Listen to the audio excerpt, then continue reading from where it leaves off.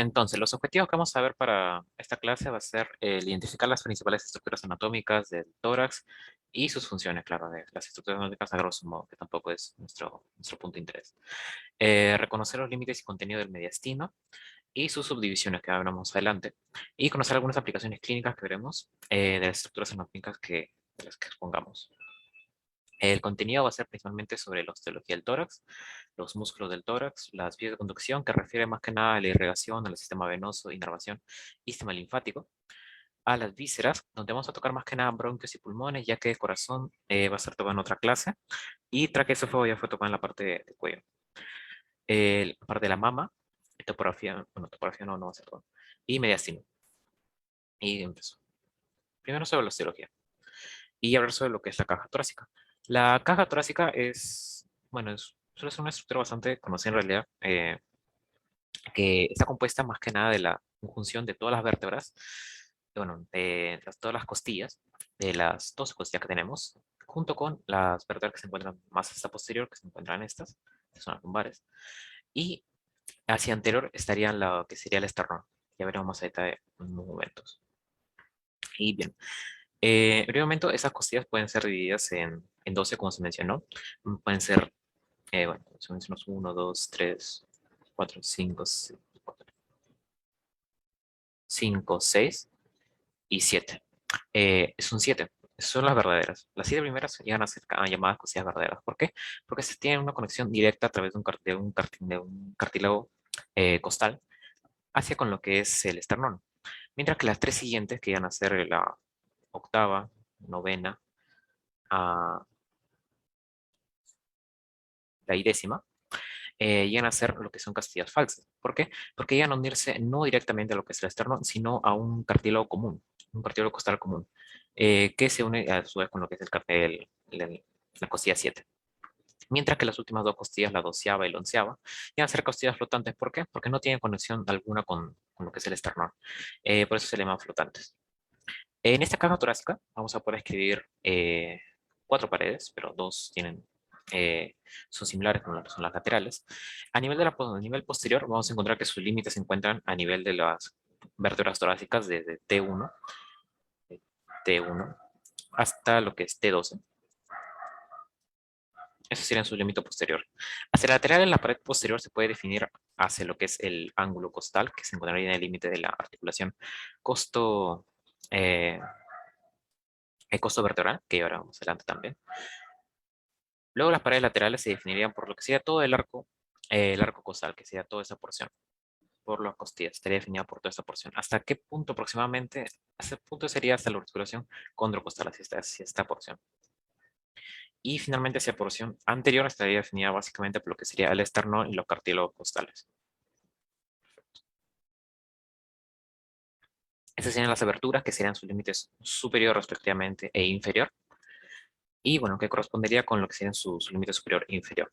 Hacia superior se delimitaría por el borde superior de la vértebra T1, por los bordes de las primeras costillas, y el borde superior del manubrio del esternón, que bueno, es esta porción del esternón, como si fuera una pequeña cruz. Ese sería el borde superior, y el borde inferior sería delimitado por lo que sería el borde inferior de T12, y los bordes inferiores de la última costilla flotante, y de los cartílagos costales, el borde inferior de los cartílagos costales.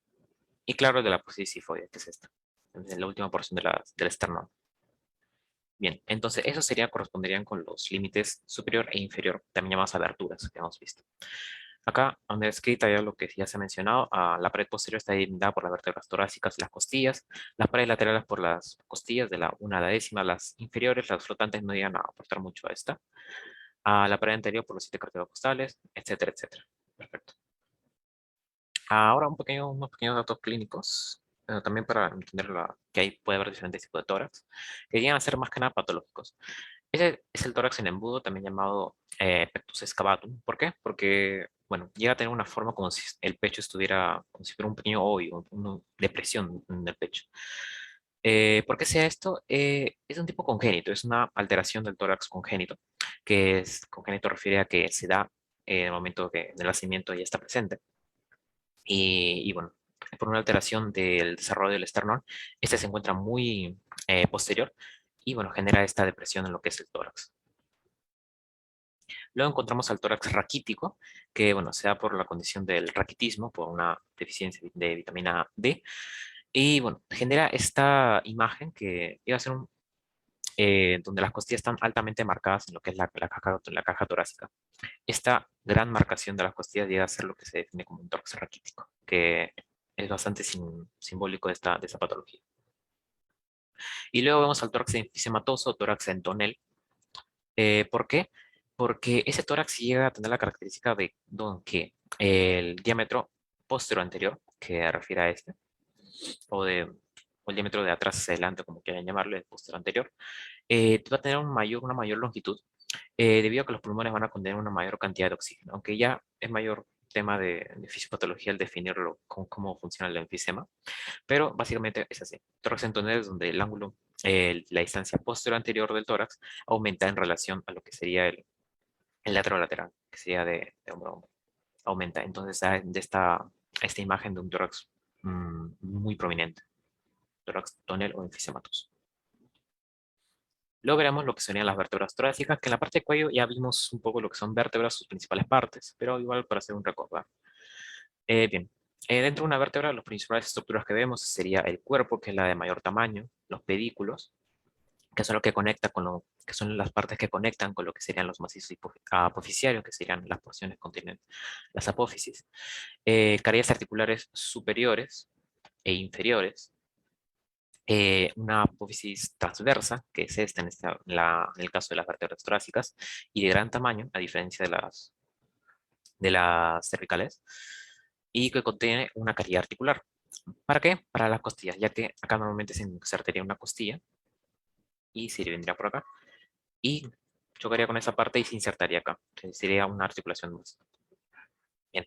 Y hacia posterior, finalmente se encuentra lo que sería la apófisis espinosa, que en el caso de las vértebras torácicas va a ser característica de que va a ser de gran tamaño y de un carácter cuadrangular, como se puede ver, como si fuera un pequeño rectángulo. Y bueno, eso sería todo en cuestión de las vértebras torácicas, son sus principales características.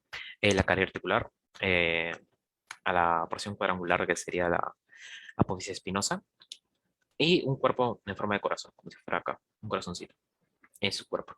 Que llega a ser un espacio un poco más pequeño, su cuerpo un poco más pequeño a comparación de lo que son las vértebras lumbares que se encuentran más hacia inferior. Bueno, acá lo que hemos mencionado, ¿no? Un cuerpo en forma de corazón, un foramen vertebral pequeño y redondo, que eso es más tema de neuro. Carillas costales, que serían estas carillas articulares para las costillas. Apófisis espinales largas e inclinadas hacia abajo, cuadrangulares, que serían estas, bastante prominentes. Bien. Luego, ya habiendo visto lo que en realidad hemos más o menos repasado la parte de cuello, viendo ya netamente lo que es tórax, sería comenzaríamos con el esternón. El esternón llega a ser un hueso plano que, bueno, su origen embriológico llega a ser de dos centros de dosificación que llegan a ser laterales, desde acá y acá, y que se unen ya, bueno, mientras va evolucionando el hueso. Este va a constar de tres partes, que van a ser el manubrio, que va a ser este, el cuerpo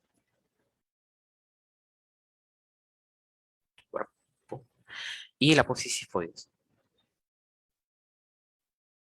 Bien, esas tres porciones van a estar unidas por articulaciones que luego en la vida se convierten en sínfisis. Se va a hacer una articulación de tipo sínfisis, la del manubrio y cuerpo. Mientras que la del cuerpo y la apófisis llega a ser una sincondrosis, ya que la apófisis sifoides no llega a osificarse del todo hasta ya muy alargada la vida. Entonces, lo que hemos visto es un hueso plano, con las partes principales que hemos visto del manubrio, un cuerpo y una apófisis sifoides.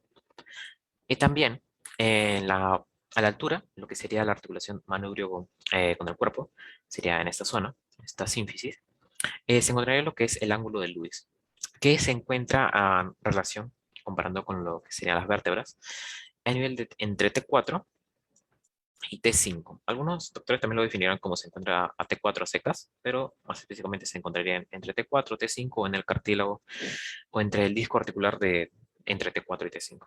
Sería más específico. También va a tener 7 escoturas costales, que van a ser justamente estas. Acá se encontraría una, o sea, dos. Justo en este ángulo de luz también es donde se inserta la segunda costilla. Dos, tres 4, 5, 6 y 7. Son 7 costillas las que se van a insertar. Y si hacemos un pequeño recordar lo que hemos visto de costillas, recordemos que son 6, no, 7 verdaderas, que son las que se insertan directamente en lo que es el esternón, pero que son las demás son o falsas o flotantes. Entonces llega a tener ya una conexión, lo que hemos visto de las vértebras, las costillas que se conectan o no se conectan, verdaderas o falsas. Bueno, acá la parte que hemos mencionado. Con respecto a las costillas, algunas porciones, llegan a ser también huesos planos, donde tienen también algunas costillas atípicas, como pueden ser la primera o la última costilla. Eh, y bueno, son principalmente huesos planos. Como la primera costilla, como recordamos de la clase de cuello, y a tener estructuras mm, más diversas, como pueden ser el tubérculo de Lisfranc, donde se inserta el músculo escaleno anterior. En la segunda, donde ya a tener otro tubérculo innominado para lo que es el escaleno posterior. Bueno, son más que nada algunos detalles. Dentro de lo que sería costillas propiamente, encontramos generalmente una cabeza, que es la porción más posterior de la costilla, que se inserta directamente con lo que es la vértebra, con dos vértebras en realidad, porque como mostramos acá, esta cabeza cuenta con dos carillas articulares y interpuestas por lo que sería una pequeña elevación. Y ya que las costillas se insertan en lo que son dos vértebras torácicas, casi así. Luego se encuentra un cuello que sería es un estrechamiento del diámetro de la cabeza con lo que sería el resto del cuerpo de la costilla. Acá sería una caría articular y un tubérculo para inserción de diversos músculos. Luego hacia adelante continúa de manera bastante homogénea hacia la porción anterior hasta detenerse abruptamente, lo que sería la porción donde se articularía con los cartílagos costales. Y bien, este pequeño surco que podemos ver, que es el surco subcostal, que es bien marcado en realidad si lo viésemos en un hueso, bastante marcado, es donde va a ir lo que sería el van subcostal, o el van intercostal, también dicho. En esta porción es donde va a ir, bueno, ya lo veremos más adelante, pero van a referir a lo que es una vena, una arteria o un nervio. Eso va a ser el paquete, también llamado paquete vascular nervioso, que va a recorrer por esta parte, que también llamado van intercostal. Y bueno, acá lo que hemos visto son 12 costillas que tienen algunas diferencias entre las primeras y las últimas, en hacer 7 verdaderas, 3 falsas y 2 flotantes. ¿Pero por qué flotantes? Porque no se conectan con el esternón. Como hemos visto, tiene 7 carillas articulares para las costillas y las 3 flotantes no se conectan, por lo cual no tiene inserción, no tiene carillas dentro del esternón y bueno, sería principalmente eso. Ahora respecto a las articulaciones y ligamentos, que es bastante fácil en realidad ya que comparten casi el mismo tipo la mayoría. Primero sobre las costas vertebrales que van a ser dos, de la cabeza costal y de la costa transversa. De la cabeza costal va a ser justamente la que hemos visto anteriormente de la cabeza, que son directamente con las vértebras, que sería esta, acá se ve mejor.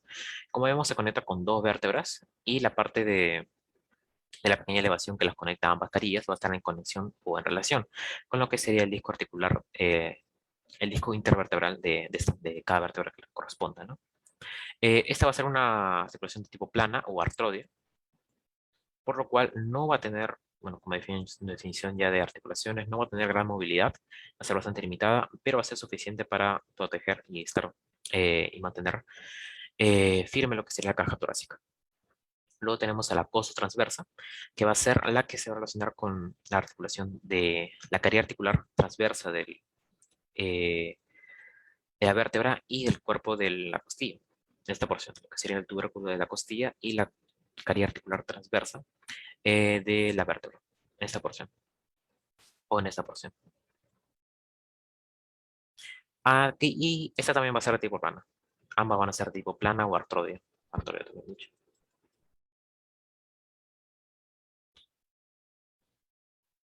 Luego encontramos lo que son las articulaciones externocostales, que llegan a ser las articulaciones entre los cartílagos y entre lo que sería el esternón, esta parte. Bueno, como mencioné, estas también van a ser planas. todas las articulaciones, tanto las costovertebrales como las esternocostales, van a ser, digo, planas o artroides, ya que van a tener una movilidad limitada, pero suficiente como para hacer resistencia para la caja torácica. También van a ser de tipo sinoviales planas, lo cual va a referir que van a estar envueltas en una cápsula articular que va a contener en su interior líquido sinovial, que va a permitir darle mayor movilidad y evitar el roce de las superficies cartilaginosas.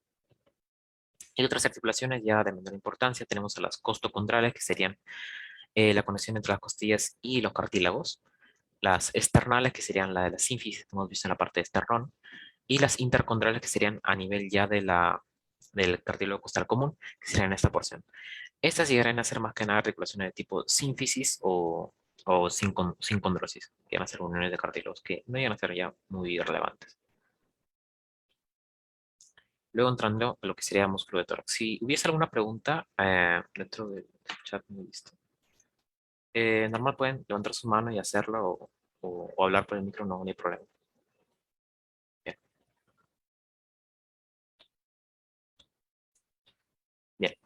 Bien. Músculos. Si recuerdan la parte de cuello, normalmente dividía lo que serían músculos en grupos musculares para que sea un poco más fácil su aprendizaje y su didáctica de enseñanza. Pero a nivel de tórax no llega a ser muy necesario, ya que llegan a ser bastante pocos músculos en realidad.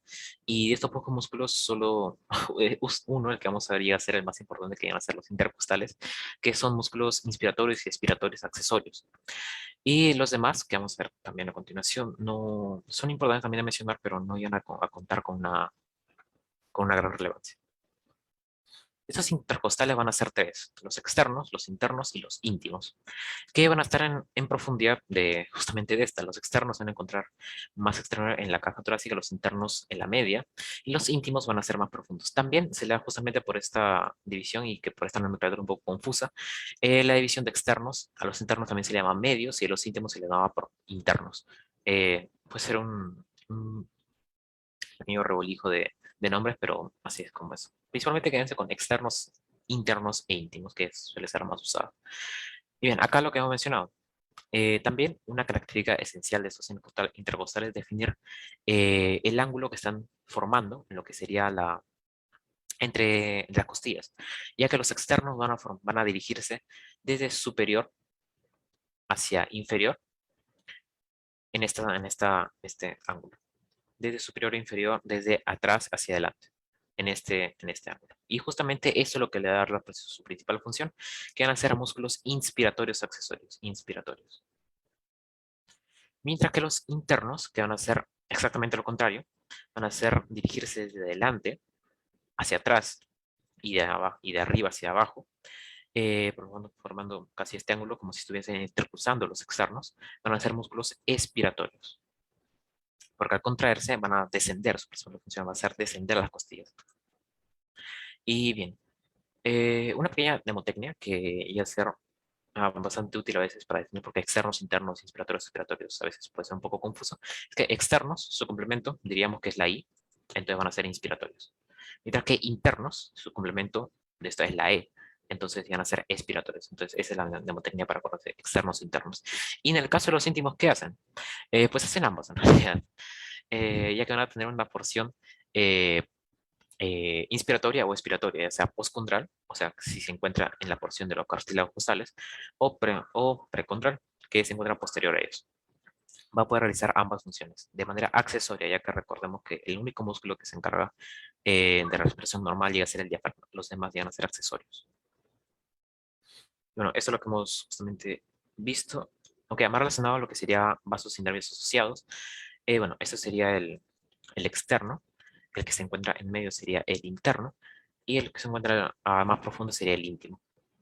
La relación que van a tener estos va a ser que, bueno, los externos van a insertarse y originarse más hacia posterior, tiene un origen, como se ve acá, en lo que serían las apófisis transversas vertebrales y van a tener conexión con esa parte, mientras que los internos se conectan más hacia anterior, conectan con lo que y origínanse dentro de lo que sería el esternón. Mientras que los externos, como vemos, no llegan a tocar el esternón, simplemente se insertan hasta cierto punto de los cartílagos costales y ahí acaban. Mientras que los internos sí llegan hasta el esternón, inician ahí en realidad, y llegan hasta cierta parte de la mitad de las costillas, y ahí se detienen también. Y los íntimos llegan a ser como un punto medio entre ambas, ya que no inician ni en las vértebras ni en el esternón, sino que se encuentran en el punto medio. Y bueno, bien, ese sería todo. La inervación que van a tener estos van a ser por nervios intercostales. Cada nervio intercostal va a dar ramos motores, también simpáticos y parasimpáticos, para la inervación de estos músculos. Y su acción va a ser la inspiración en el caso de los externos, como ya hemos mencionado, la expiración en el caso de los internos, expiración o expiración es lo mismo, o ambos, que sería en el caso de los íntimos. Y bien. Luego, en el caso del transmúsculo transverso del tórax, que va a ser un músculo que, bueno, según el libro de anatomía que he consultado, llega a ser un músculo que evolutivamente está en regresión, ya que no es muy usado y muy útil para lo que sería el ser humano. Sería este, se encuentra en lo que sería la parte posterior. Esta sería una vista hacia anterior desde posterior, teniendo la caja torácica partiendo. Estaremos viendo la parte interna del esternón, la parte posterior del esternón, de las costillas de los cartílagos costales. En esta parte es donde se origina e inserta lo que sería el músculo transverso del tórax. Va a tener origen en la parte inferior del cuerpo, que sería del esternón, sería este el esternón, la parte posterior de la sifoides, y va a dividirse en inserciones al cartílago costal, desde las terceras hasta sextas vértebras eh, eh, costales, cartílago-costales. Bien, como mencioné, el origen va a ser en la cara posterior del cuerpo inferior esternal y apófisis.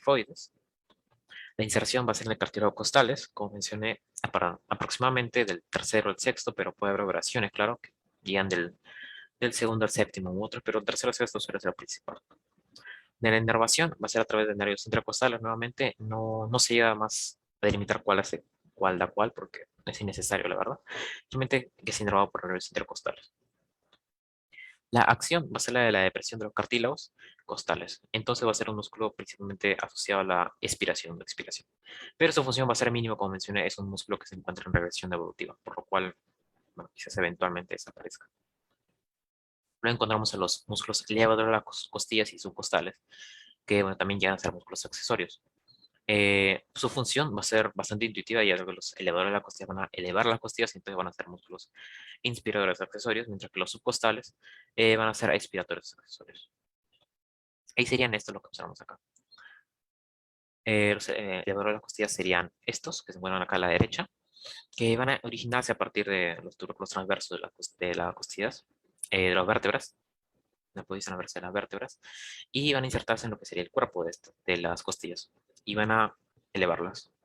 Van a ser filetes musculares que van a encontrarse eh, desde vértebras por ejemplo, si es de este 4, se va a insertar en la costilla de T5 y no llegan a saltar mucho más. En cambio, en el caso de los subcostales sí llegan a hacerlo, ya que estos llegan a ser filetes musculares que llegan si se insertan, puede insertarse saltando uno o dos costillas. Por ejemplo, ese sí va a ser un subcostal corto que se inserta en una costilla y se origina en una costilla y se inserta en la inmediatamente inferior a ella. Mientras que un largo va a originarse en una costilla e insertarse en dos inferiores. Entonces, si encuentra una, no se insertará ahí, sino en las siguientes. Entonces, serían cortos y largos. Y puede haber variaciones, claro. Puede haber hasta un largo que llegue no solo hacia dos costillas inferiores, sino hasta tres, hasta toda esta distancia. Puede haber el caso, pero no van a ser muy comunes. Entonces, serían principalmente estos los elevadores y subcostales. ¿Por qué elevadores? Porque su función es elevar las costillas inspiratorias. ¿Y subcostales por qué? Porque se encuentran por debajo de las costillas. De hecho, esta sería una visión desde anterior hacia posterior. Eh, por lo tanto, estamos viendo la parte de la caja torácica interna. Esta sería la parte interna de las costillas. Bueno, la función es bastante obvia, como mencioné, elevación de las costillas y depresión de las costillas. Y la inervación va a estar dada por nervios intercostales. Luego entramos a lo que sí ya sería el músculo más importante de esta región, lo que sería el diafragma. Bueno, músculo también del corazón es un músculo, pero que no lo vamos a tocar. El diafragma, que sería el principal músculo inspiratorio del cuerpo humano. Sería este. Y bien, va a ser un músculo que, bueno, como mencioné, se encarga de la inspiración. Va a estar relacionada con la división de lo que sería el tronco del cuerpo humano, si ese es el tronco. El tronco contendrá al tórax y al abdomen. Y que de ahí van a dividirse, bueno, el miembro superior, el miembro inferior, digo, miembro superior y cabeza. y va a ser el diafragma el encargado de dividir esta porción, tanto en un tórax como en un abdomen. ¿A qué altura se va a encontrar? Aproximadamente lo que sería el borde inferior de las costillas y su parte posterior va a estar un poco más verticalizada, ya que va a insertarse en lo que serían las vértebras lumbares de L3, aproximadamente hasta L2, en dos pilares que vamos a ver a continuación. Y bueno, lo que he mencionado es un músculo inspiratorio, es el divisor del tronco. Bueno, sus inserciones, vamos a ver tres tipos de inserciones, las lumbares, las costales y las externales. En las lumbares vamos a encontrar esta que iba a ser la más importante a nivel anatómico, ya que llega a tener bastantes relaciones. Las lumbares que se dividen en dos pilares, el pilar mayor o derecho, o el pilar menor o izquierdo. Bien, estos pilares se iban a insertar en las vértebras desde bueno, el mayor, que se encuentra a la derecha, y insertarse en las vértebras de L1, L2 y L3. Mientras que el menor o el izquierdo, insertarse simplemente en las vértebras de L1 y L2. ¿En qué parte de las vértebras? En los cuerpos. El cuerpo es la parte anterior del cuerpo. Bien. Estas pilares van a estar definiendo lo que va a ser un hiato que vamos a ver en la siguiente diapositiva, que va a ser por donde va a pasar la aorta abdominal y un conducto torácico, va a ser otra estructura anatómica. Bien, eso sería parte de la porción lumbar.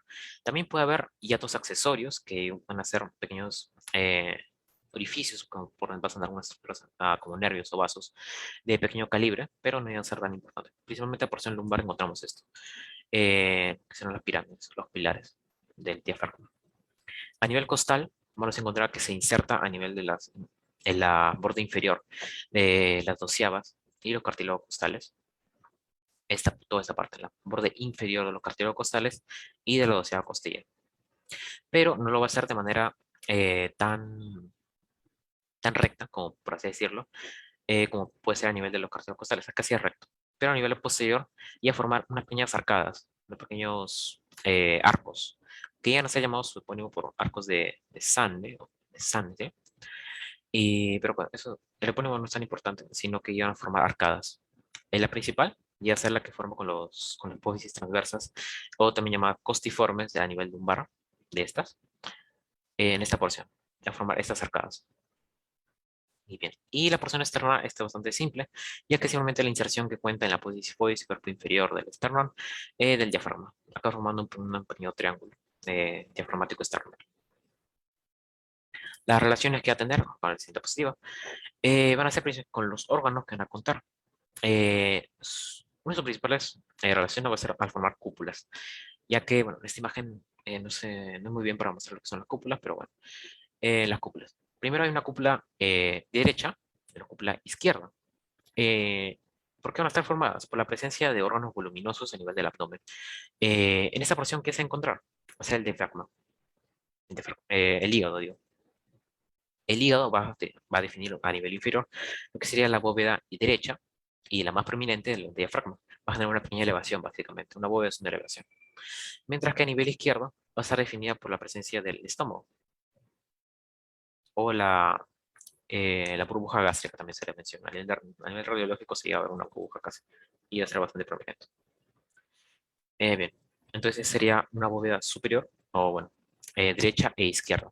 También va a contar con relaciones con los pulmones, con las pleuras, que la pleura es la capa de tejido seroso que envuelve los pulmones, el pericardio, que es la capa serosa nuevamente, que envuelve lo que es el corazón, y también el corazón, con relaciones con el corazón. Ya contar relaciones entonces con todas esas. También con el nervio frénico, que es el músculo el nervio que le inerva, dividiéndose en tres ramos. Y ese sería todo en realidad respecto a esta parte del diafragma. Luego, hablando sobre ya los hiatos, que en esta imagen se ven bastante bien, llegan a ser tres. Claro que puede haber hiatos accesorios, como mencioné, por donde pasan nervios esplácnicos, como esto, por ejemplo. Estos son nervios esplácnicos que se dirigen hacia una parte parasimpática del abdomen, que bueno, que llegan a ser menores. Los más importantes y los que forman orificios prácticamente como este que es el yugular, este que es el esofágico o el aórtico, llegan a ser importantes. Bueno, este es el de la vena cava inferior.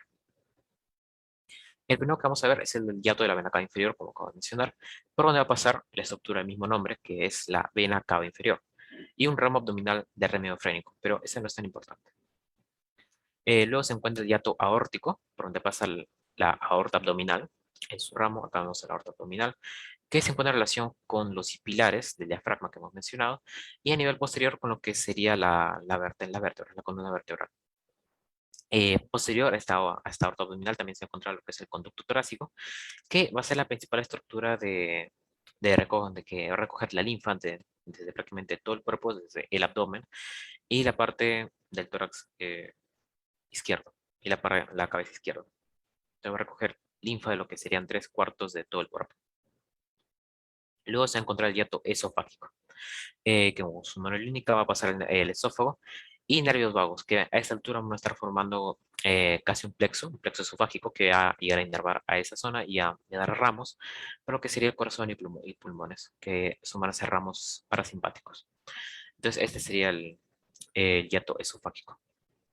Ese tendón que vemos acá, grande, que iba a ser un tendón porque es blanco, u aponeurosis, eh, también lleva a tener un nombre que se llama el espejo de Van Helmont. El espejo de Van Helmont, que se le conoce a este tendón que se encuentra en el centro del diafragma. Y bien, también se le pueden delimitar algunas otras estructuras, como pueden ser los peciolos diafragmáticos, peciolos, que bueno, es una palabra que refiere más a botánica, ¿no? Peciolo en una parte de la hoja. ¿Pero por qué? Porque asemeja esta parte de la hoja. Llega a tener un peciolo anterior y lateral derecho y lateral izquierdo. Estos peciolos van a ser especialmente importantes, ya que van a contener a um, este hiato de la vena cava inferior. Y bien, sería entonces respecto a todo sobre los hiatos. Ahora veamos la parte de la irrigación. La irrigación va a estar dada por las arterias superiores inferiores diafragmáticas, mientras que la inervación va a estar dada por los nervios frénicos. Vamos a ver, sí, en esta imagen. Los nervios frénicos entonces van a tener, como mencionamos en la parte de cuello, van a comenzar lo que sería la parte del plexo cervical, a nivel de C3 y entre C3 y C5, pero el nervio más importante que va a dar su formación va a ser de C4. Van a tener también trayectos un poco distintos a nivel izquierdo o derecho, ya que van a estar en relación a distintas estructuras. Por ejemplo, ese sería el derecho, entonces va a descender, luego de descender entre la arteria subclavia y la vena subclavia, va a ir descendiendo poco a poco, junto con su paquete vasculonervioso también. Entrar en relación con lo que sería el corazón, en la parte derecha del corazón, y va a finalmente descender. En la parte del diafragma se va a dividir, y eso ya sería como uno de los frénicos, se va a dividir en tres ramos, una posterior, anterior y lateral, que van a inervar a todo el diafragma. Bien, de esta parte va a entrar en relación con lo que sería la vena cava superior, una parte con la vena ácigos, que es esta que vamos a ver más adelante, y principalmente con esto. Mientras que a nivel izquierdo va a entrar en relación con las estructuras como pueden ser la aorta ascendente, con el corazón en esta parte. También con la rama, el tronco pulmonar izquierdo. Bueno, en esta porción continúa descendiendo junto con sus arterias y venas accesorias y se divide en tres ramos. Perfecto. Ahora, serían vías de conducción del tórax. Como mencionamos, las vías de conducción llegan a ser lo que son las arterias que conducen sangre oxigenada, venas, nervios y vasos linfáticos. Bien. La irrigación de la pared torácica llega a estar dada, se le puede dividir en dos porciones, una parte posterior y una parte anterior. ¿Por qué? Ya que a nivel torácico en realidad se forman arcos intercostales o arterias intercostales que van a tener orígenes distintos en estas dos porciones. Vamos a ver a continuación. Bien, esta sería una visión anterior a lo que sería la caja torácica con sus arterias bien marcadas. Y la irrigación de la parte anterior va a estar limitada por una arteria que vemos a nivel de cuello, que proviene de la arteria subclavia, de su primera porción, su porción prescalénica, que va a ser la arteria torácica interna o mamaria interna. Esta va a provenir totalmente descendente, pasando por el borde lateral del esternón, posterior a las costillas y anterior al transverso del músculo transverso del tórax, como hemos visto que es este. Va a ser anterior a este, pero posterior a los cartílagos costales.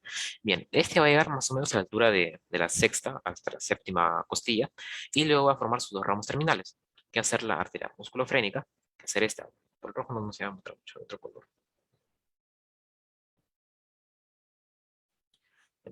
Que va a ser la musculofrénica y la epigástrica superior.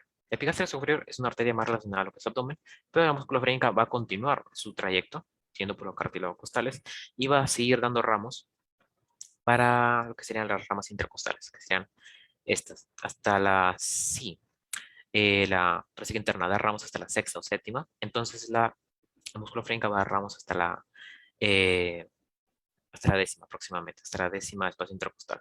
Los demás van a ser ramos, únicamente van a ser dados por lo que serían ramos posteriores. Y bien, entonces esto, como he mencionado, van a ser ramas anteriores de la torácica interna y de la musculofrénica, que bueno, la musculofrénica iba a ser un ramo de la torácica interna.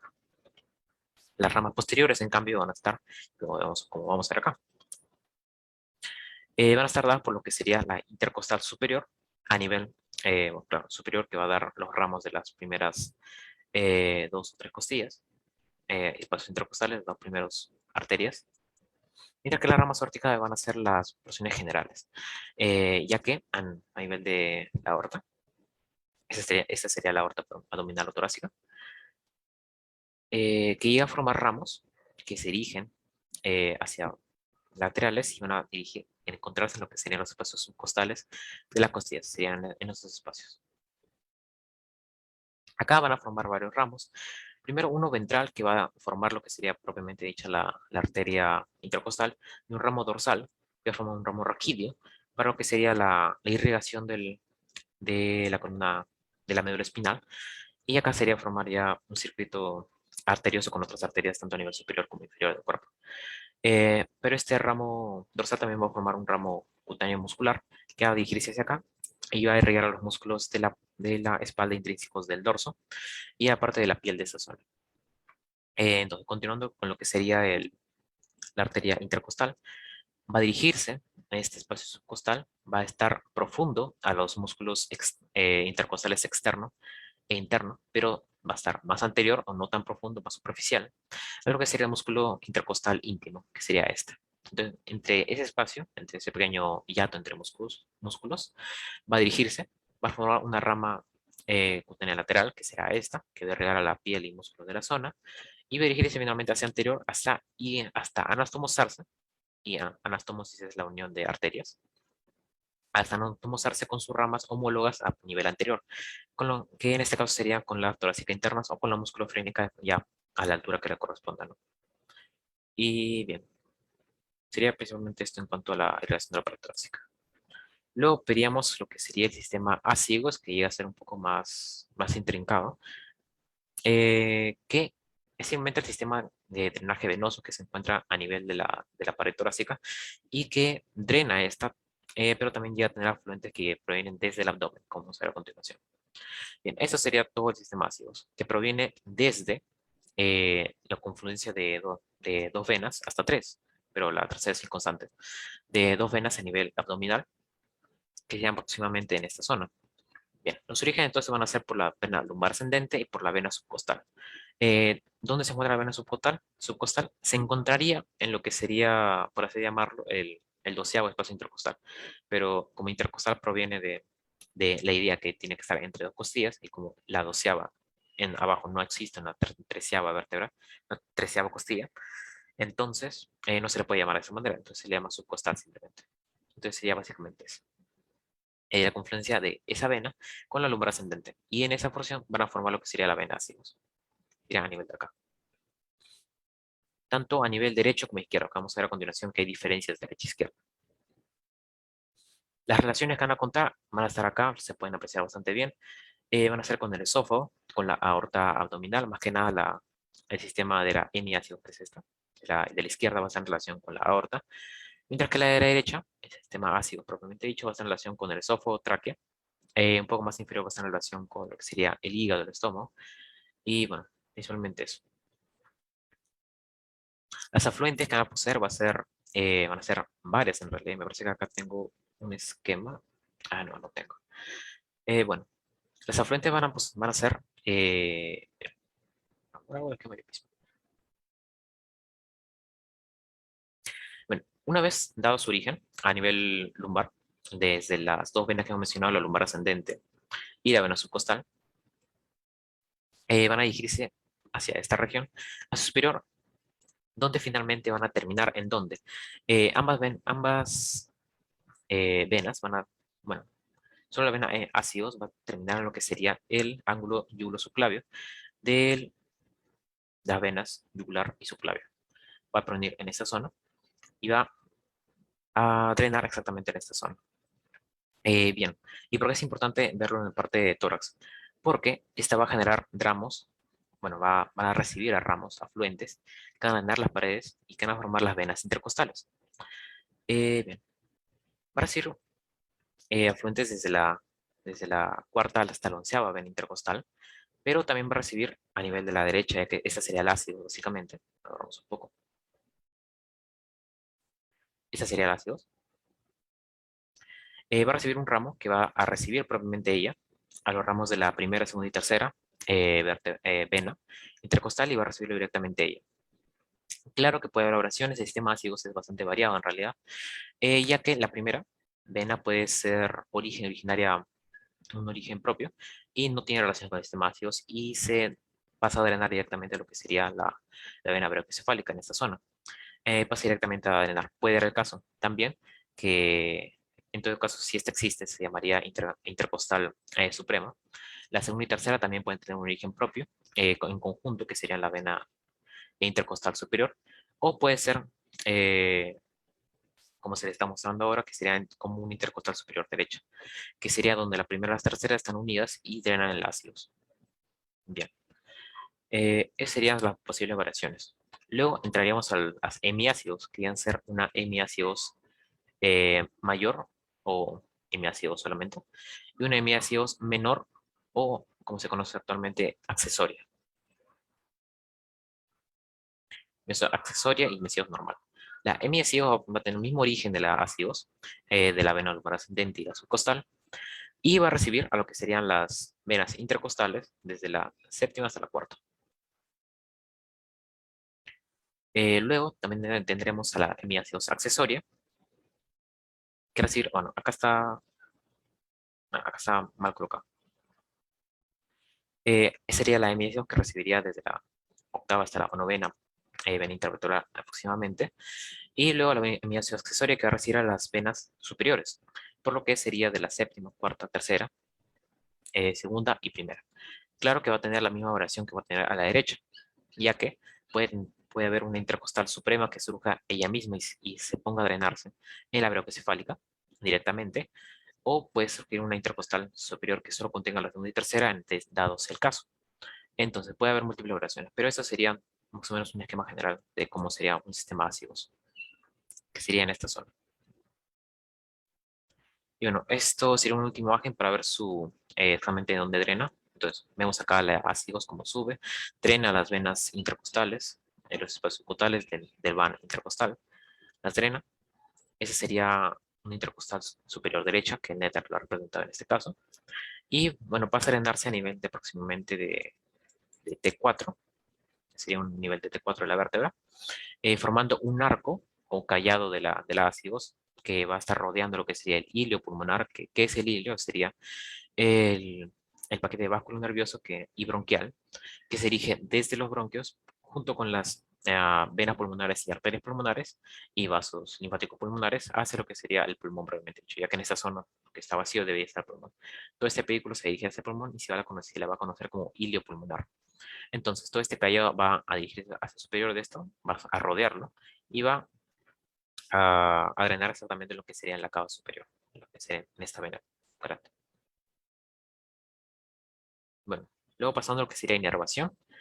Y bien, eh, ahora esa parte que voy a explicar sobre ramos simpáticos y parasimpáticos puede ser un poco más relacionado a lo que es neuro, pero considero que es importante mencionarlo ya que puede ser un poco confuso. Y bien, solo tengamos que un nervio raquídeo surge a partir de la médula espinal a través de dos ramas, uno sensitivo, uno motor, otro sensitivo. Y bueno, no detallaré más al respecto. Bien, surge de ese orificio intervertebral y va a dar primero dos ramos. Uno ventral, que se va a dirigir hacia el espacio intercostal, que va a ser al que nos refiramos más que nada, y uno dorsal, que va a ser el posterior. que donde va a surgir un ramo muscular que va a inervar los músculos de esta zona a los propios o intrínsecos del dorso, y un ramo cutáneo que se va a dirigir hacia posterior a inervar como es cutáneo, a la piel de la zona. Entonces ese sería el ramo dorsal y el ventral que vamos a ver a continuación. Pero va a haber otros ramos que vamos a ver acá, que son dos, y que conectan con este pequeño ganglio, con esta pequeña bolita que vemos acá, que es un ganglio simpático, parte de la cadena simpática que se encuentra en el nivel del torso. Y como ya la mayoría sepa, quizá un sistema simpático va a permitir la activación de distintos motores vasculares y activación de otros órganos en funciones especiales que le va a permitir prepararse por una sesión de gran necesidad energética y peligro, básicamente. Como puede ser una situación de peligro cuando alguien te está robando y necesitas pelear con el ladrón por alguna razón. Eh, Tus pulmones van a expandirse, tus bronquios van a dilatarse, van a permitir una mayor entrada de aire, tus vasos sanguíneos también van a dilatarse para dar una mayor oxigenación a todos los órganos, músculos van a contraerse, mientras que las funciones digestivas, urinarias, que no van a ser importantes en ese preciso momento, van a dejar de funcionar. Bueno, no dejar de funcionar, sino van a retirarse poco a poco y van a limitar un poco más su gasto energético para dar mayor importancia a lo que serían los músculos, sistema nervioso, vías aéreas, cardiovasculares, que van a ser más importantes en una situación de ese tipo. Bien, entonces sabiendo ya lo que es un sistema simpático, va a surgir todos a partir de lo que serían estos ganglios simpáticos, que se encuentran en la parte del tórax, laterales a los cuerpos vertebrales, en esta zona, que sería el contrario del lado derecho. Bien, estos van a generar dos ramos con lo que serían los nervios espinales. Un ramo comunicante blanco, que suele ser hacia anterior, y un ramo comunicante gris, que suele ser hacia más previo, y el nervio. No editaré mucho sobre su función específica y su distribución, pero simplemente decir que acá se encuentran lo que serían las neuronas que van a permitir. Una neurona va a dirigirse desde lo que sería el cerebro y etcétera, a través del nervio y entrar en su axón a través de lo que sería el ramo comunicante blanco y luego entrar a lo que sería el ganglio. En el ganglio formar una sinapsis y esa sinapsis regresaría en el nervio, formaría como si fuese una pequeña asa y regresar al nervio y va a continuar. Y ya habiéndose sinaptado en esa zona, va a formar lo que sería ya tener una función simpática completa. Pero como no iba, como va a tener una función siempre completa, este ramo por el que ha pasado, por el que ha regresado, se va a llamar ramo comunicante gris. Y bien, entonces eso sería básicamente un ramo comunicante blanco y gris. Blanco porque todavía no tiene fibras simpáticas, probablemente dichas, y gris porque ya las contiene, porque ya se inaptó en esta zona. Solamente eso. Y a haber más complejidad de esto y esquemas mucho mejores para explicarlo, pero simplemente esto para que sepan de anatomía y qué son estos dos ramos que están acá. Y bien, ya sabiendo eso, entonces, viéndolo ya a grosso modo, va a tener una distribución bastante parecida a lo que serían las arterias, ya que va a generar, como mencionamos, un ramo dorsal que se dirige hacia la piel, es un ramo superficial y un ramo muscular. Y luego, junto con la arteria, eh, más profundo, a lo que sería el intercostal externo e interno, y más superficial lo que sería el intercostal íntimo. Dirigen entre este pequeño hiato muscular, formando ramos, al igual que la arteria, ramos cutáneos laterales, continuando, y para finalmente llegar hacia la parte anterior y formar un ramo cutáneo anterior. En el caso de los nervios, no va a haber ramos intercostales anteriores, ya que no solo va a tener un origen posterior. Con el caso de las arterias, pero más inferiores, unas arterias inferiores intercostales. Bien. También un punto importante a nivel de tórax es mencionar lo que serían los dermatomas. ¿Qué es un dermatoma? Es, por así decirlo, un nivel donde cierto nervio espinal de cierta altura va a dar una inervación a una zona de la piel. Entonces, esto viene a ser, si ya han visto plexo braquial, podrán darse cuenta que acá se encuentran los territorios de inervación de algunos músculos del miembro superior, como pueden ser el mediano o el radial, etcétera, en esa zona. Pero a nivel de tórax suele ser un poco más sencillo, ya que simplemente son pisos, como si fueran pisos, desde T1 hasta T12. Lo más importante a recordar acá van a ser a nivel de T4 y a nivel de T10. ¿Por qué? Porque a nivel de T4 van a encontrarse los pezones y a nivel de T3 van a encontrarse lo que es el ombligo. Bien, esos van a ser características importantes a resaltar. Las demás, desde T1, T11, T12, no tanto. A excepción de, bueno, T1, que también forma parte de la inervación a través de un nervio especial, lo que sería el miembro superior, esta zona. Simplemente es, en T4 se encuentran los pezones y en T10 se encuentra el ombligo. Luego hablar sobre lo que sería el conducto torácico. Y bien, el conducto torácico, como había mencionado, va a ser uno de los principales receptores de linfa a nivel de lo que es todo el cuerpo. Tres cuartos, básicamente. Si esto es una persona, la linfa que va a recoger el conducto torácico va a ser de los tres cuartos. Este va a ser un cuarto, cuarto, cuarto y un cuarto del cuerpo. El conducto torácico va a rescatar lo que sería de todo este espacio, tres cuartos. Mientras que el contrario va a ser recogida por el conducto linfático derecho. Bien.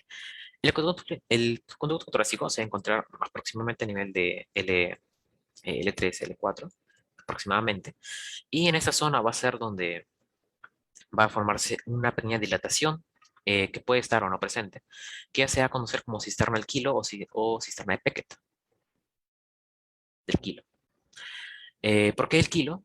Ya que cuando está presente y a recibir linfa que proviene directamente de los intestinos, y ya cuando vean mayormente temas de fisiología, a la linfa es donde las grasas van a parar cuando dan su absorción, van a parar directamente a lo que es la linfa, no a circulación directamente, sino a lo que es la linfa. Por eso se llama cisterna del kilo. ¿Kilo de qué? De kilo microona que llega a ser un tipo de grasa. Bien, entonces llega a recibirlo. Claro que este no es una estructura perpetua, ya que puede estar presente o no esa cisterna del kilo, ya que en otras ocasiones puede estar presente en forma de un plexo difuso de vasos linfáticos, a forma de dos conductos, dos dilataciones, o otras formas. Pero en el caso de un tercio de la población, llega a ser presente esa cisterna del kilo. Y acá llega a ser donde inicia el conducto torácico. Bien, entonces, este conducto torácico va a dirigirse hacia lo que es a nivel superior, pasando anterior a lo que serían las costillas, las lumbares, pasando posterior a lo que sería la aorta que se encontraría en esta zona. Este sería el hiato aórtico que hemos visto hacia más antes. Va a pasar posterior a la aorta y dirigiéndose hacia arriba hasta llegar a su objetivo, que va a ser finalmente el ángulo subclavio. Acá vemos sus relaciones. Se encuentra en relación con el sistema ácigos, que se encuentra, este es el sistema ácigos marcado de azul. Va a ir subiendo en relación siempre con la aorta. Luego, a cierta altura, va a encontrarse con el esófago. Y finalmente, a la altura de T4 más o menos, como vimos, va a formar un arco y va a unirse con lo que sería bueno, no, T4 no, en cierto momento va a unirse y formar un arco donde se van a tomar con lo que sería el ángulo yúgulo subclavio. Exactamente así. Entonces, acá veríamos a la vena yugular interna, a la vena subclavia izquierda, y en este ángulo va a venir a drenar exactamente el conducto torácico, que va a contener a toda la linfa del cuerpo que hemos visto y a gran parte de la linfa intestinal que va a contener a los micrones o grasas del intestino que van a provenir de la dieta. Y bien, también pueden haber otros tipos de orígenes que exactamente no en este punto, sino que pueden originarse, por ejemplo, dar dos orígenes que surja acá y drene también más arriba o más abajo hacia las yugulares o hacia las subclavias. Puede dar un origen estrellado, que donde forma una dilatación antes de entrar a la zona y forma múltiples ramos que llegan a drenar a múltiples zonas de la bronquiocefálica, yugular y subclavia. Y bueno, pero eso ya llegan a ser variaciones, pero pueden existir. Pero lo principal es que llega al ángulo yúgulo subclavio, en esta zona. Y bien, entonces eso vendría a ser lo que es el conducto torácico. Luego entraríamos en lo que serían las vísceras del cuello, del tórax, ¿sí? En primer momento encontraremos lo que son los bronquios, que llegan a ser los bronquios, llegan a ser vías de conducción por donde el aire va a pasar y va a permitir el paso de este aire hacia los alveolos y hacia los sacos alveolares, donde se va a dar el proceso de la hematosis o intercambio gaseoso, donde va a pasar el oxígeno a la sangre y el dióxido de carbono va a salir de esta. Y entonces, bien, los bronquios ya iniciaron en lo que sería la división de la tráquea, esta zona, en lo que es el punto de la carina. En esa carina va a ser simplemente una elevación, como si fuera una cresta a nivel interno, que va a dividir a nivel interno lo que sería el bronquio principal derecho y el bronquio principal izquierdo. Ahí bien.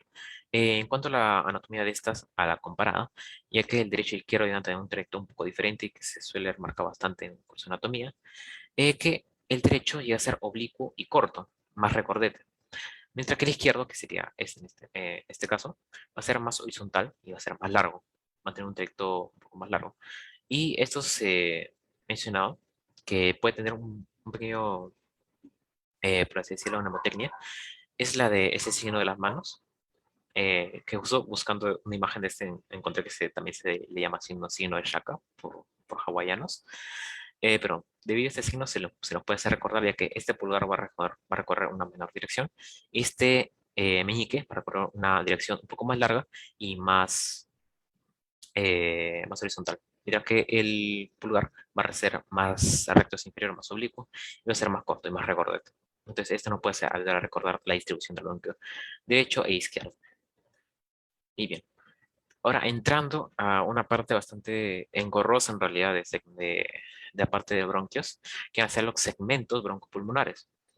Y bien, estos segmentos van a ser las divisiones con las que cuente cada bronquio, tanto el derecho como el izquierdo, ya que como vemos el derecho y el izquierdo se tienen que dividir muchas veces para llegar a formar lo que son hasta llegar a los sacos alveolares.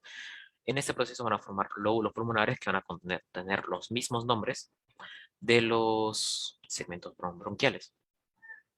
Pero bueno, de manera rápida vamos a verlo porque esto ya en realidad es netamente en memoria, en realidad.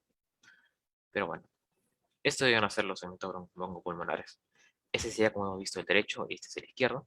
El derecho se va a dividir en tres, que va a ser para los lóbulos, justamente, bueno, el pulmón derecho va a tener tres lóbulos, para el lóbulo superior, medio e inferior. Mientras que el izquierdo solo va a tener dos, que va a ser para el lóbulo superior e inferior, que van a ser bronquios superior e inferior, justamente. Ahora, cada uno de estos va a tener una división. El superior va a formar pequeños bronquios segmentarios que van a dirigirse a ciertos lóbulos y estos van a generar a su vez otros lóbulos que llegan a escribirse simplemente hasta segmentarios, hasta la tercera generación. Ya que en realidad desde segmentarios también llega a describirse, he visto alguna bibliografía así lo describe, medias tínicos superiores, ya, pero eso es innecesariamente complejo e intrincado. Simplemente para saber que existen hasta bronquios segmentarios. Bien. Para el lóbulo superior vamos a tener tres, que va a ser llamémosle lóbulo o bronquio, ya que son homónimos, apical o posterior, apical, posterior, anterior, tres. Para el medio, van a ser dos también, medial y lateral. Mientras que para el inferior son superior y los basales, que estos son nomenclaturas un poco más sencillas de recordar porque son compartidas. Ya va a ser basal, anterior, medial, lateral y posterior, como ven, hacia los cuatro lados, hacia los cuatro lados del cuerpo, o sea, laterales, medial, lateral, anterior y posterior, hacia los cuatro. Entonces, esta porción de lóbulo inferior llega a ser un poco más fácil de recordar. Y claro, un lóbulo superior, que también es parte del lóbulo inferior de, del pulmón. Mientras que al lado izquierdo, voy a tener otra división, que va a ser un lóbulo superior, una porción ápico posterior, una porción anterior, lingular superior y lingular inferior. Eso van a ser bronquios, ¿no? Bien, mientras que el lóbulo inferior va a estar dividido en otros cuatro, que va a ser similar a lo que sería el lóbulo inferior derecho, como si iban a ser el lóbulo superior, anteromedial, lateral y posterior. Como ven, el nombre se mantiene, ya que iban a ser anterior, medial, lateral, posterior, pero en el caso del anterior y medial se iban a estar fusionados, uno que se llama el anteromedial. Bien, los lingulares son específicos de lo que sería el pulmón izquierdo, ya que van a dirigirse a una porción del pulmón que va a ser conocida como la língula y que va a estar formada justamente por la presencia de un órgano muy importante acá en el centro, que va a generar una impresión y va a delimitar el crecimiento del bronquio izquierdo por su gran tamaño. Va a formar un pequeño pliegue del pulmón que va a ser conocido como língula. Bien. Entonces, estos serían cada uno de estos. Ya sería de su parte ver una mnemotecnia para acordarse de cada uno de ellos, aunque no iba a ser tan necesario. En parte de descripciones, sí, más que nada memoria. Los segmentos broncopulmonares se condicen con lo que serían los segmentos pulmonares en cada una de sus partes. Por ejemplo, acá vamos a delimitar lo que serían ya los lóbulos. Sería un lóbulo superior, lóbulo medio, este, y un lóbulo inferior. Mientras que en el izquierdo vemos solo dos, uno superior y uno inferior. Bien, acá se encuentra lo que hemos visto. El apical, el posterior, es una visión lateral, esta es una visión lateral. El, el anterior, lateral, el medial, el lateral, etcétera, etcétera. Bien, entonces, como vemos, los segmentos broncopulmonares que hemos visto se condicen en cada punto con lo que serán los segmentos pulmonares. Entonces, si sabemos uno, ya sabemos el otro. Así de simple, en realidad. Sencillamente en memoria, la verdad. Bien, continuando con lo que serían los bronquios. Bien, estos llegan a continuar dividiéndose. Bastantes generaciones, hasta unas 50, tengo entendido. Donde va a continuar dividiéndose hasta llegar a lo que serían sacos alveolares. Estos sacos alveolares van a ser estos que se encuentran acá, más agrandados, que van a ser pequeños bolsas de aire se va a dar el proceso de la hematosis, el intercambio gaseoso. Esto ya lo van a ver más a detalle en lo que sería la parte de histología. Sus paredes, sus tejidos exactos, sus moléculas que contienen. Pero bueno, a nivel anatómico es hasta acá nada más. Las divisiones van a ser de hasta bronquiolos, ya que, bueno, ¿en qué punto comenzamos a dividir en donde termina un bronquio y comienza un bronquiolo?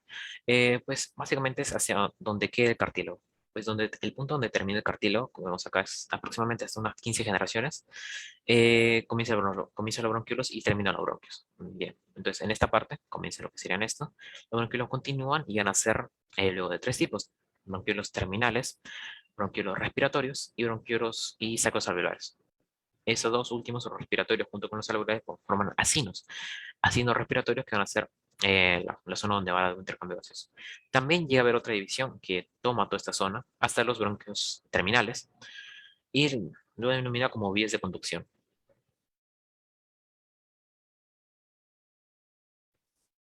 Vías de conducción. Bien, ¿por qué de conducción? Porque el aire va a estar pasando por esa zona y no va a tener un papel fisiológico importante, no va a realizar nada, va a ser inerte en esa zona, pero a partir del bronquio respiratorio y el bronquio alveolar va a contener a sacos que van a dar este proceso de hematosis. Y bien, entonces esas serían las divisiones. Como vemos acá hay broncos terminales, respiratorios y sacos alveolares. La estructura, un poco más histológica, se dividiría en una capa adventicia, una pared fibrocartilaginosa, que es básicamente el cartílago, y una mucosa que va a tener abundantes glándulas que van a producir moco. ¿Moco para qué? Para mantener en constante hidratación esta zona, ya que recordemos que el aire es seco y el aire a pasar por estas vías que caracterizan abundante líquido van a extraerla y van a liberarla. Es por eso que cuando nosotros respiramos y botamos aire, el aire está húmedo. Entonces toda esta humedad se va perdiendo poco a poco. Entonces es necesario que toda la mucosa esté constantemente hidratada por glándulas mucosas de esa zona para que no se pierda agua.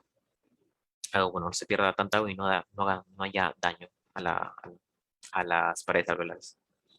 Bueno, una capa de adventicia que va a ser más que nada como una pequeña, un receso de tejido fibroso. Bien, luego los pulmones. Esa es las imágenes que hemos visto previamente, la de los pulmones con cada uno de sus segmentos broncopulmonares y sus segmentos lobares, que serían el superior, el medio y el inferior. Esta sería una vista posterior, una vista anterior, una vista posterior. Acá se encuentra la idea más o menos de la delimitación de lo que serían las costillas. Y bien, para tener una idea. Bien, la función que van a tener estas van a ser como mencionamos la de la hematosis. ¿Qué es la hematosis? El intercambio gaseoso. El intercambio del oxígeno entra a la sangre y el dióxido de carbono sale de la sangre. El peso que van a tener va a ser de unos 500 a 700 gramos. ¿Por qué? El de 500 va a ser el izquierdo, porque va a ser un poco más liviano, porque va a ser un poco más pequeño, porque va a estar el corazón ahí presente, que va a impedir crecer más. Y 600 gramos va a ser el derecho, el más pesado. En conjunto van a formar un peso de unos 1100 gramos aproximadamente. 1100 a 1300, más o menos. Y un volumen inspiratorio, que esto es más oficio, es de 5 litros de aire. El pulmón derecho, entonces, como hemos visto, va a contener tres lóbulos, una fisura oblicua y una fisura horizontal. ¿Qué son estas fisuras? También llamadas fisuras. Fisuras con C. Oblicuo horizontal. Y van a ser las pequeñas divisiones o surcos que se encuentran en el pulmón que los dividen.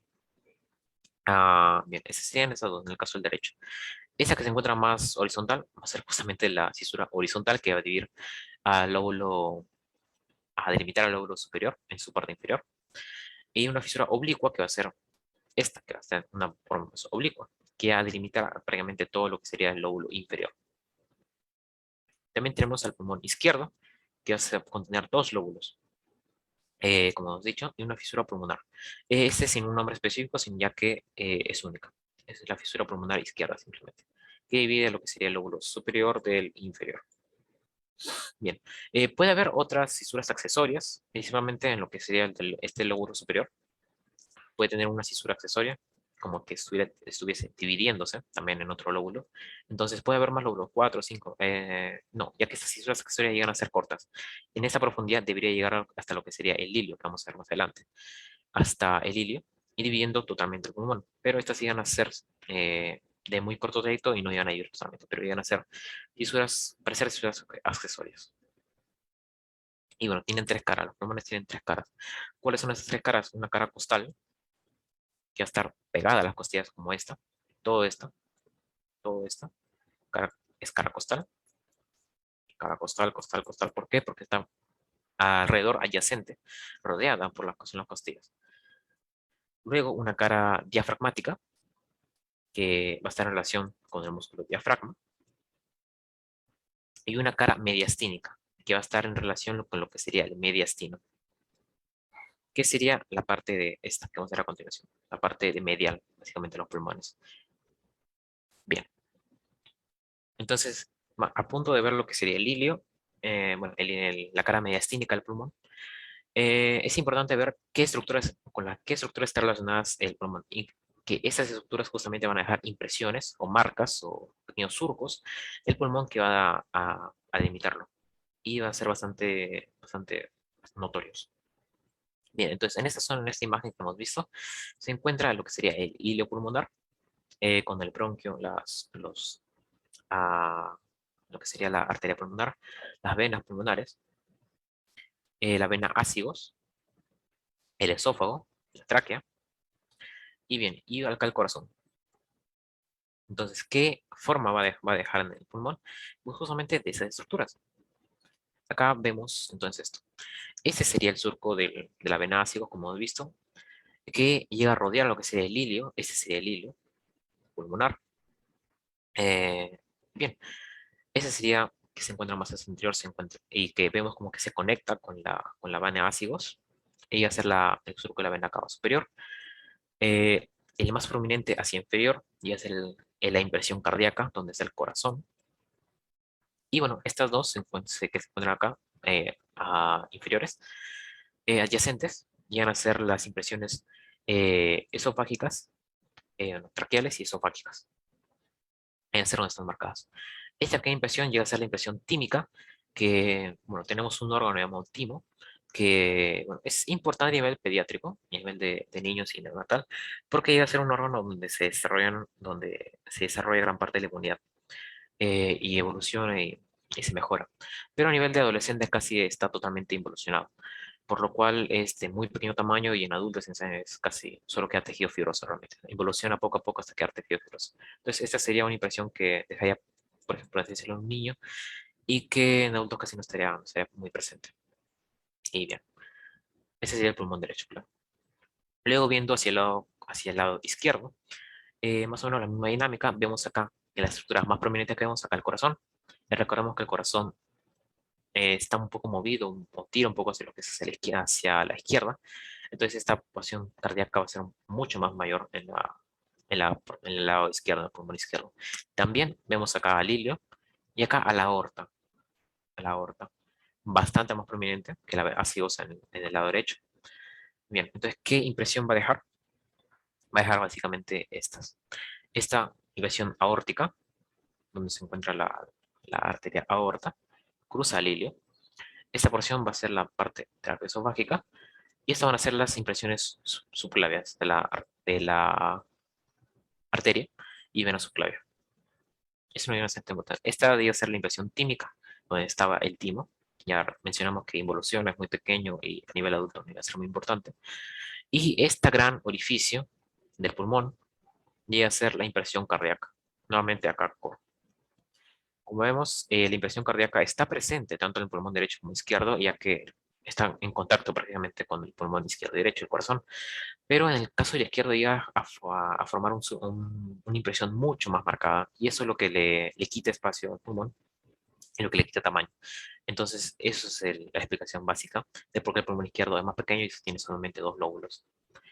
Y bien, entonces también acá vemos a lo que es el ilio. Esa parte amarilla es lo que serían los bronquios. Eh, lo bronquio principal ya dividido, un poco dividiéndose. Y eso serían las arterias y venas pulmonares, cada una. Bien. Luego lo que sería la vascularización de los pulmones. Bien, las van a provenir de arterias bronquiales. Van a tener un origen distinto a nivel derecho como izquierdo. A nivel derecho, va a estar dado por una sola arteria bronquial. Mientras que a nivel izquierdo va a estar formada por dos arterias bronquiales. ¿De dónde van a surgir? Bien, las arterias bronquiales izquierdas, que van a ser dos, van a surgir, como lo vemos acá, directamente de la aorta abdominal. Van a formar dos ramos y van a dirigirse siguiendo el trayecto de lo que sería el bronquio, de los bronquios insertándose en él y continuando a través de todo el parénquima pulmonar.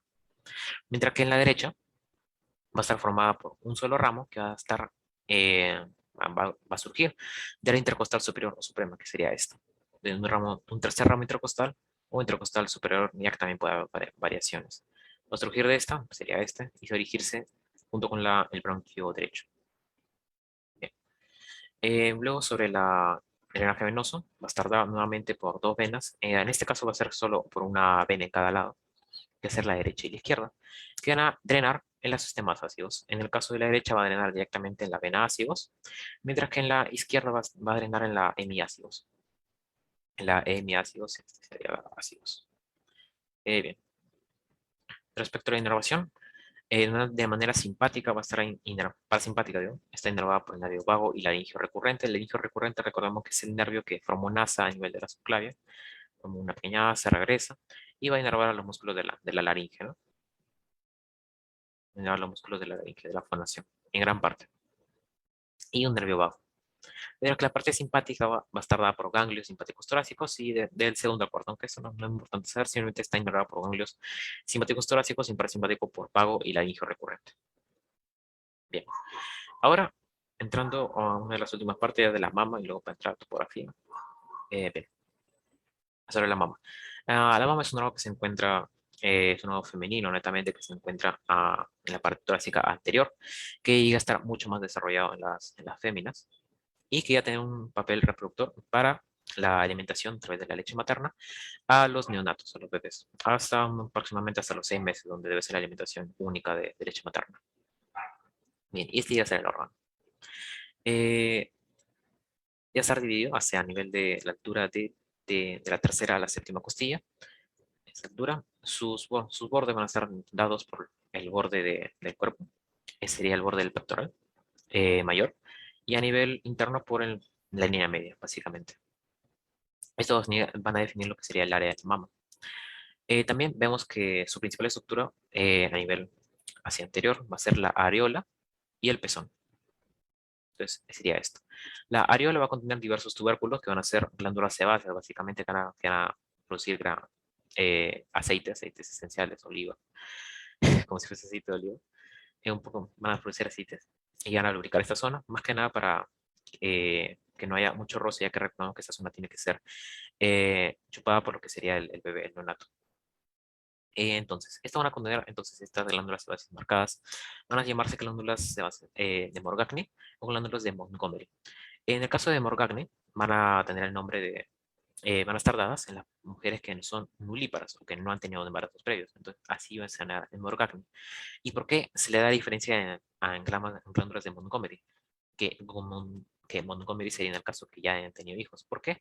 Porque en el caso de, al tener hijos, estas glándulas se hipertrofian y crecen de tamaño, por lo cual van a ser mucho más pronunciadas y van a estar más marcadas, por lo cual se llama Montgomery en el caso de si ya ha tenido hijos y Morgagni en el caso de no ha tenido hijos. El pezón va a tener muchas fibras musculares lisas, lo cual le va a dar la capacidad de erectarse, donde va a tener la función principalmente de ser el ducto donde el neonato va a poder aferrarse y chupar el pezón para generar un estímulo que va a dirigirse hacia el cerebro y hacia otras vías, que va a generar la producción de leche materna a través de todo el aparato de la glándula mamaria que vemos acá, posterior, acá hacia posterior. Bien, el método de sujeción que va a tener esta mama va a ser el ligamento suspensorio de la mama que se encuentra en esta zona. Va a ser un ligamento que va a sostener a la mama y va a darle firmeza, que va a ser tamaño llamado ligamento de Cooper.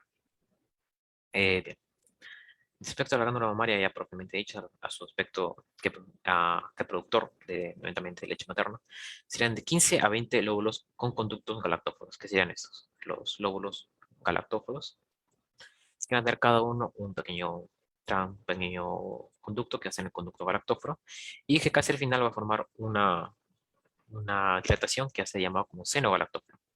Cada uno, y finalmente, cada uno de estos túbulos va a terminar en lo que sería el pezón, para así permitir el paso de la leche, ya sea a demanda del bebé, para permitir el paso de la leche hacia lo que sería su cuerpo, no sé, su boca.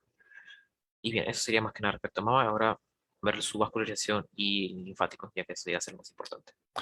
En mama, lo más importante recordar van a ser esos nombres de Morgagni y Montgomery y ese ligamento de Cooper. Eso es lo más preguntado.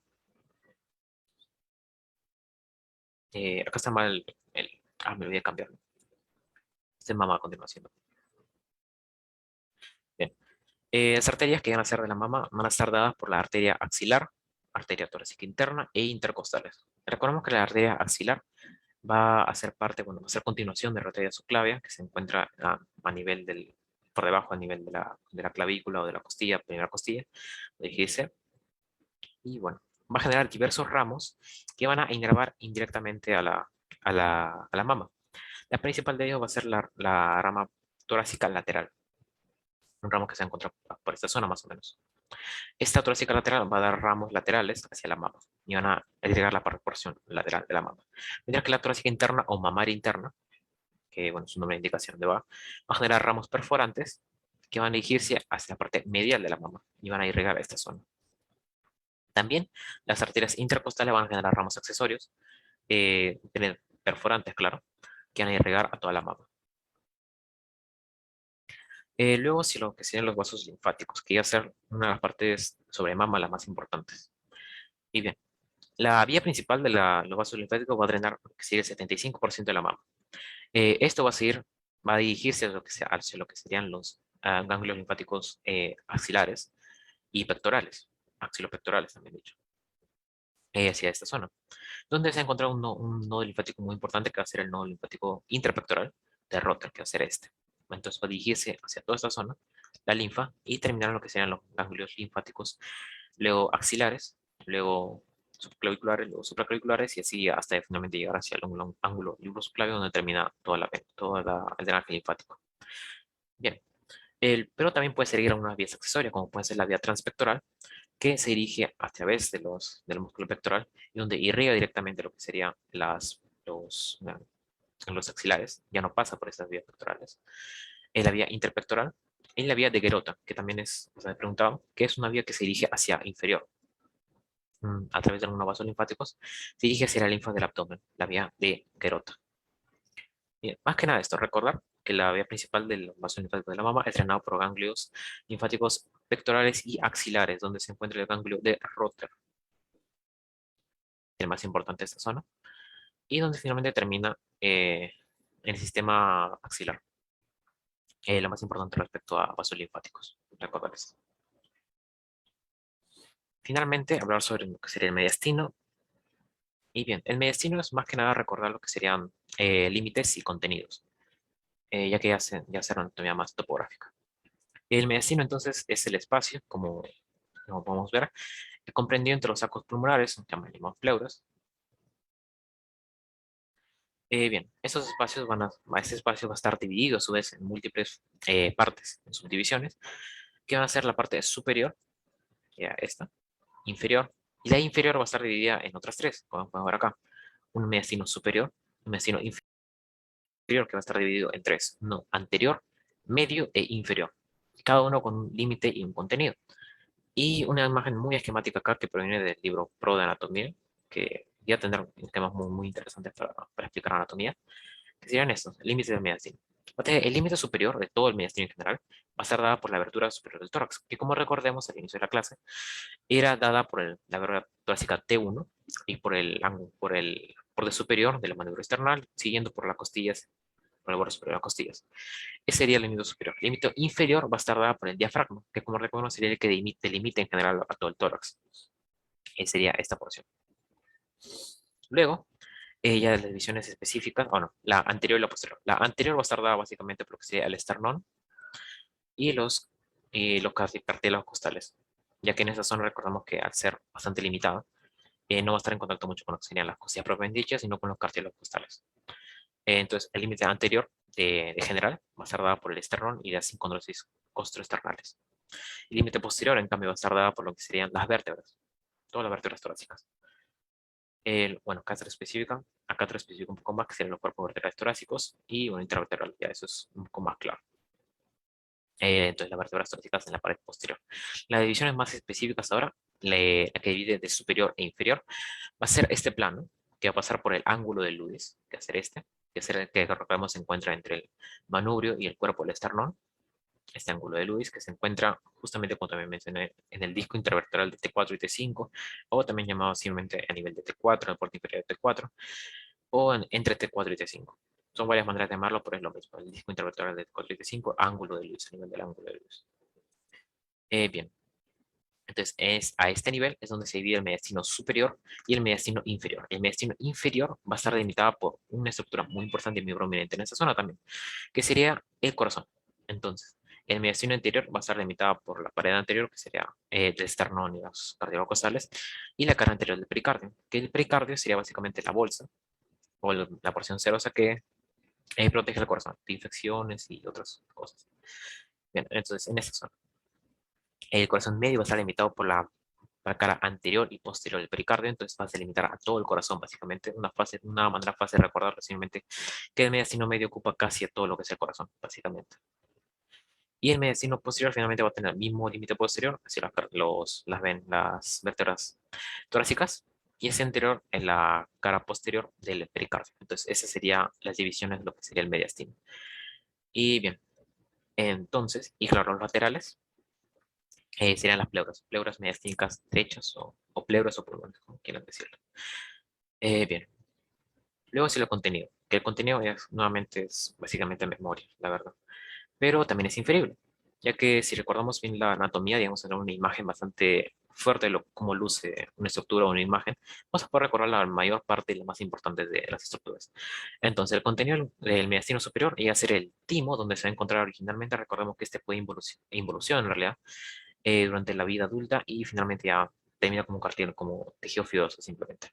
Se encuentra también la tráquea y el esófago, las arterias y venas torácicas internas, que van a ser la porción inicial de estas, en esta zona, las venas brachiocefálicas, que van a ser estas, la vena cava superior, la vena cava superior, el callado aórtico, que va a ser este más o menos, nervios vagos y frénicos, que van a estar en relación con lo que serían el esófago, esa zona, el conducto torácico, que reconozco que está también lateral, a lo que sería el esófago y la tráquea, y la porción inferior de músculos infraoideos. La parte más importante todo el contenido del mediastino superior va a ser el de las arterias, de las venas brachiocefálicas, cava superior, aórticos y ramos. Un callo aórtico, que sus ramos, recordemos, serían la brachiocefálica derecha, o brachiocefálica a secas, la carótica la carótida común izquierda, la subclavia izquierda. Sería el contenido de las ramas del cabello aórtico. Entonces, lo más importante a recordar en medicina superior son sus ramos arteriales, incluso las arterias internas. El tráqueo esófago también es importante y vagos también, pero deben ser un poco más deducibles, ¿no? Porque recordemos que estarían en la parte muy cercana al cuello, medicina superior, entonces es fácil de recordar que se mueve acá la tráquea esófago y en contenido nervioso, simplemente vagos y frénicos. Luego, medicina inferior, que ya tendrá un poco más de contenido. Bien, en esa zona. Entonces, si recordamos muy bien esta imagen, vamos a poder inducir o deducir la mayor parte de las estructuras que se encuentran en el mediastino. En el mediastino anterior, como recordamos, sería la porción que se encuentra por delante del pericardio, por delante del corazón, más fácil de recordar. Y van a ser, lo obliga, van a ser principalmente las arterias y venas torácicas internas y vasos tímicos, que van a derivar de esas arterias torácicas internas, ¿no? Tímicos y pericárdicos. También se puede encontrar parte del timo, que como recordamos, en realidad es bastante grande el timo cuando recién nace un individuo. Ya está dirigido hacia gran parte, cubriendo gran parte del corazón, pero luego decrece y ya no se vuelven un poco de tejido nomás. También se encuentra con ligamentos externo-pericárdicos. ¿Quién es el ligamento que une este pericardio con lo que sería el esternón de manera posterior? Bien, lo más importante de recordar acá, en el mediastino anterior se encuentran las arterias y venas torácicas internas y vasos tímicos y pericardio. Luego en el mediastino medio, ese sí es donde vas a recordar, ya que se encuentran las estructuras básicas del corazón. Va a ser el corazón, el pericardio, en la porción inicial de los grandes vasos, como pueden ser las, las venas pulmonares y el tronco arterioso pulmonar, y los rayos frénicos. Lo más importante acá es básicamente el pericardio, el corazón y nervios inicial de los grandes vasos. Nervios frénicos también es importante recordar en esta zona, ya que recordemos que los frénicos pasan en relación bastante lo que sería con el corazón, en ambos lados. Van a pasar en relación con lo que sería el corazón. Y bien, entonces recordamos que el mediastino medio es bastante simple en realidad. Pericardio, corazón, porción inicial de grandes vasos y nervios frénicos. Y recordemos los frénicos tienen lo que inervan motoramente al diafragma, principal músculo inspirador. Y finalmente mediastino posterior, que es el que contiene mayor cantidad de estructuras. Pero si recordamos también, podemos recordar bien esta imagen, ella va a ser bastante también inducible. Se va a encontrar el esófago.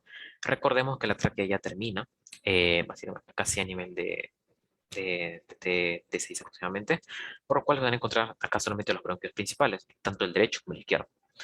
Se va a encontrar luego la aorta torácica, que es la que vemos acá, sistema de la vena ácido, que es la que vemos acá, que van a ser los principales vasos de esta zona. El conducto torácico, que es la linfa, que en esta imagen creo que no se ve bien en realidad, no lo encuentro. El conducto torácico se encuentra el tronco simpático, que es el que mencioné casi al inicio, que es este, que contiene ganglios simpáticos para la inervación de todo el cuerpo. Y nervios vagos, que se van a encontrar más que nada a relación del esófago. Bien, en las estructuras más importantes a mencionar dentro del mediastino posterior, en realidad llegan a ser la mayoría, pero principalmente son el sistema ácidos y la aorta, lo más principal es a recordar. También, si queremos recorrer todo, es el esófago, los bronquios, siguiendo con el tronco simpático, nervios vagos y al final el conducto torácico. Pero bueno, esas llegan a ser las principales estructuras que se encuentran en el mediastino posterior. Que bueno, como mencioné, anatomía llega a ser bastante de memoria en realidad, pero sí podemos ya tener una memoria en lugar de semántica, simplemente de repetir un concepto. Tratar de imaginarlo, entenderlo, pensar cómo puede ser el cuerpo, cómo se distribuye de manera interna, y vamos a poder descubrir que puede llegar a ser un poco más sencillo de lo que parece, ¿no? Simplemente recordar por esta imagen, por esta imagen, simplemente recordar, puedo ver que acá está el esófago, acá está la tráquea, acá está el ilio, acá está el tronco simpático, acá está el sistema ácidos, entonces acá casi tengo ya la mitad de lo que sería el contenido del posterior y hasta del mediastino superior, por lo cual es bastante importante recordar eso, tanto en esa parte como lo que serían segmentos broncopulmonares, que también es bastante extenso y memorístico. Y bien.